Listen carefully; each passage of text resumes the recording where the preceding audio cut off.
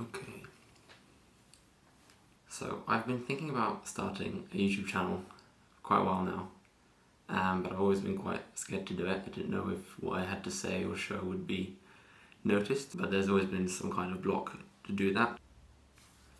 The reason why I'm starting this channel is because last night I watched a Netflix documentary called The Social Dilemma, which I'm not going to talk about too much here.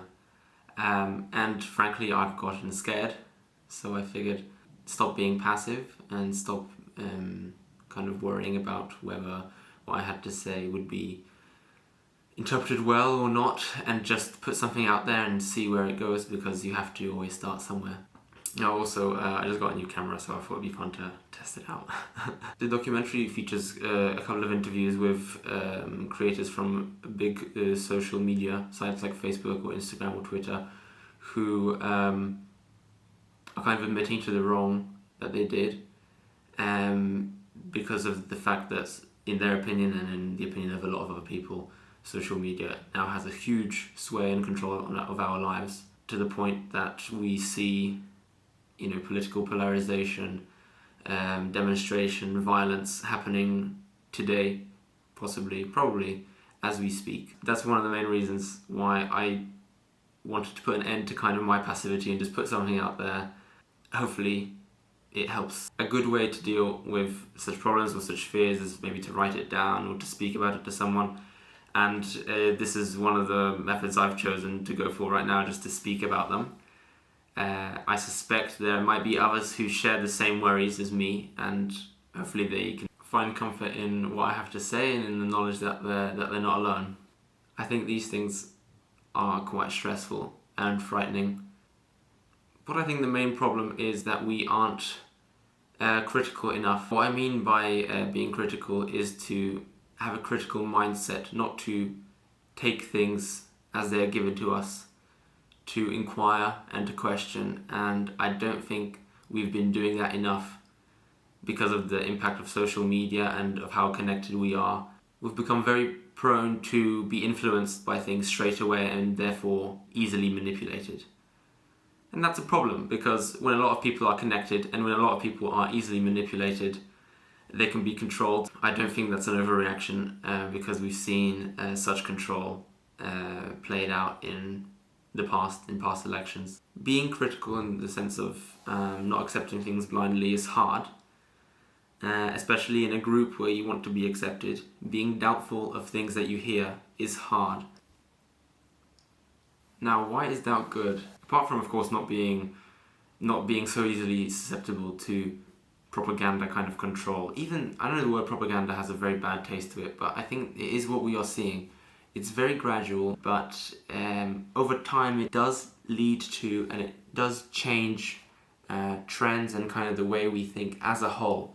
So apart from not succumbing to that quite so easily, I think also if we're doubtful, it can actually lead to better conversations and better friendships and more honest and interesting people. Because imagine if everyone is seeing the same post and all agreeing upon it, which I think does happen, without exaggerating. I think it does happen.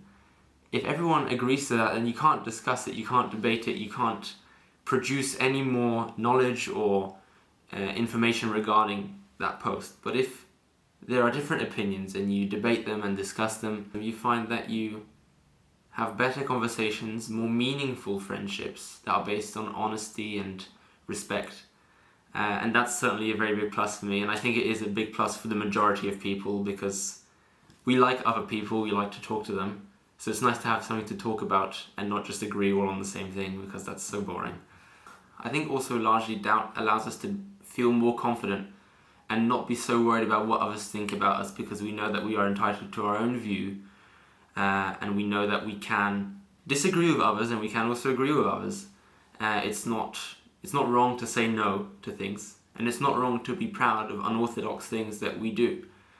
One of the ways in which I try to remain doubtful and to have a critical approach to new information I see is to read more than one newspaper or news app, in my case. Reading things from both sides of the political spectrum, from different countries, from newspapers in the UK or the US, to see how the same events can be reported differently. Imagine if we were to read just one source, all of the knowledge that we would possess about a given event would originate in the same place. That probably won't be a complete knowledge about that event.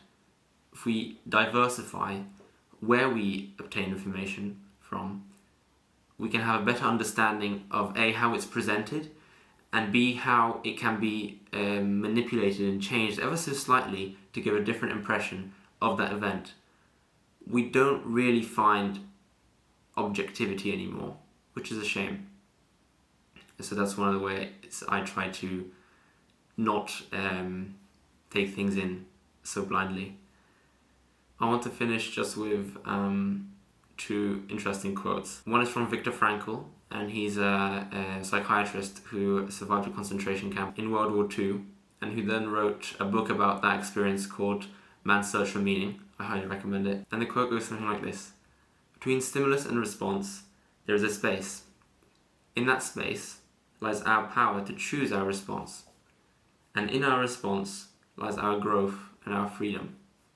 And I think there's a similar idea in Buddhism, where we are instructed to just pause for a second and reflect about what we've seen, the stimulus, and then to choose our response appropriately. Maybe not necessarily acting on that stimulus straight away. I think this reflection should be considered. And then the second quote I found when watching a debate involving Jordan Peterson and Stephen Fry. And Stephen Fry ended with this quote by Bertrand Russell.